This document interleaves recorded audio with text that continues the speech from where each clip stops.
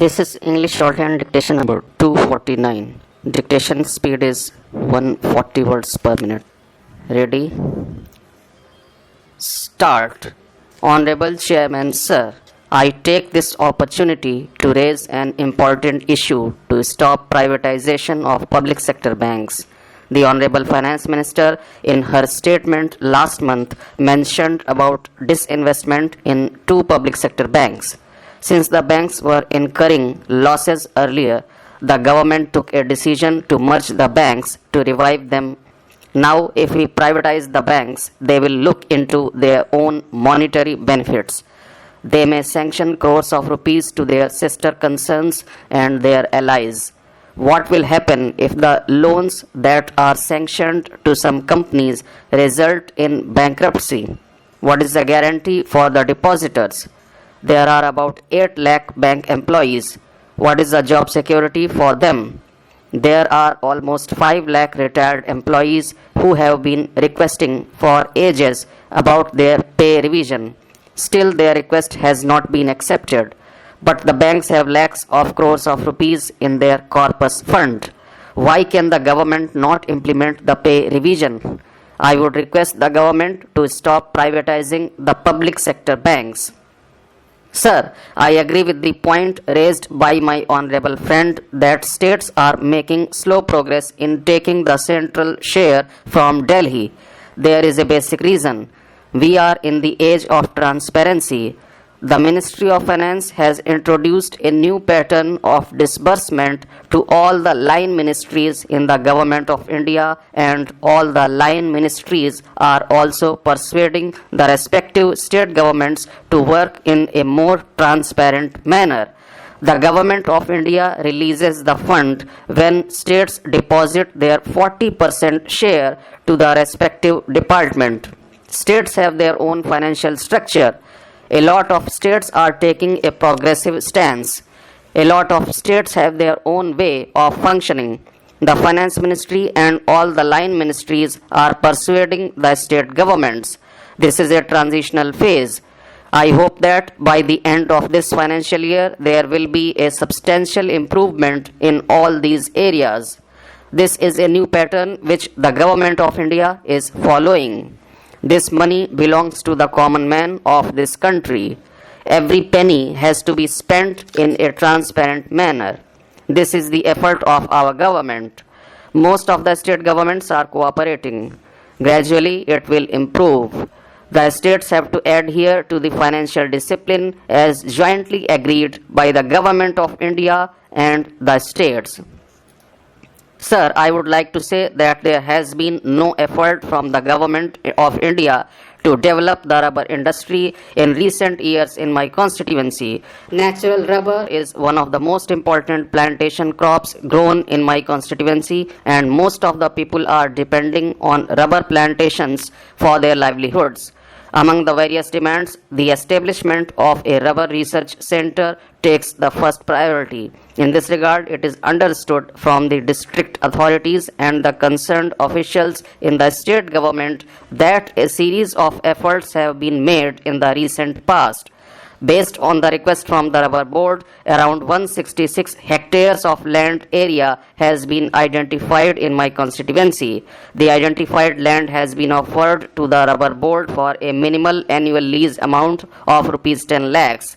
However, the rubber board has kept the matter pending for want of approval of the recurring expenditure of rupees 10 lakhs being the lease amount for the proposed land.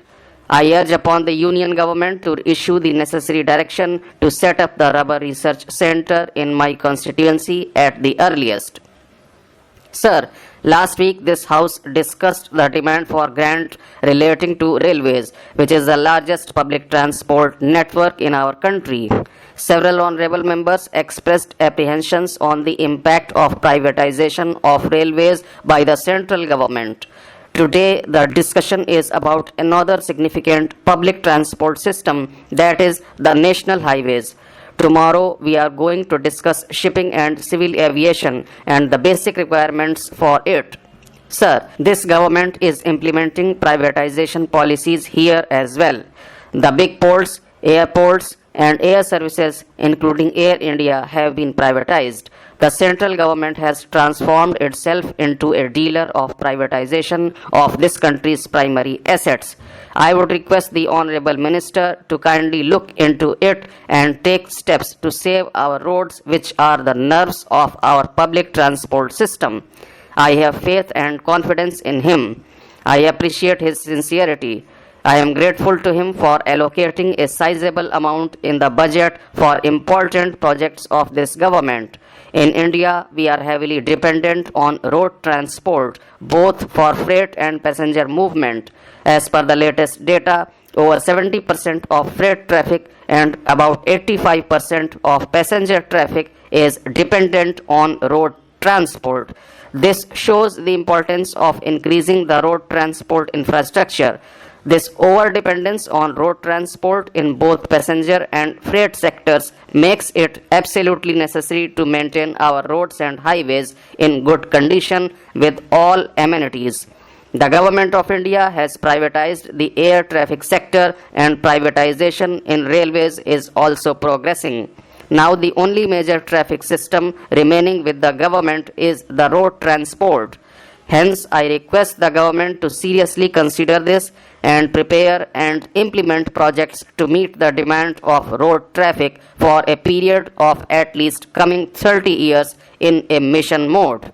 The government should implement the projects within next 5 years. I would like to suggest that the government should give top priority to highway projects in order to upgrade the quality of the existing highways to international level by providing all modern facilities and also make them capable of addressing the growing needs of the next 3 decades. The main objective of the highways is to reduce distance and time between the major cities and to carry majority of the freight traffic on roads. This will include development of bypasses, bridges and flyovers. A major portion of our roads are not suitable to meet the growing demands of the country. Though the number of vehicles is increasing every year, our investment on roads is far below the requirement. As a result of this fast vehicular growth and insufficient roads with poor conditions, the number of motor accidents has increased. At present, the increasing number of road accidents and casualties are a major concern. India ranks first in the road accident deaths. The government should take immediate steps to control this situation. Imparting awareness to drivers and the public is essential. Similarly, steps should be taken to include traffic rules in the curriculum of schools and colleges.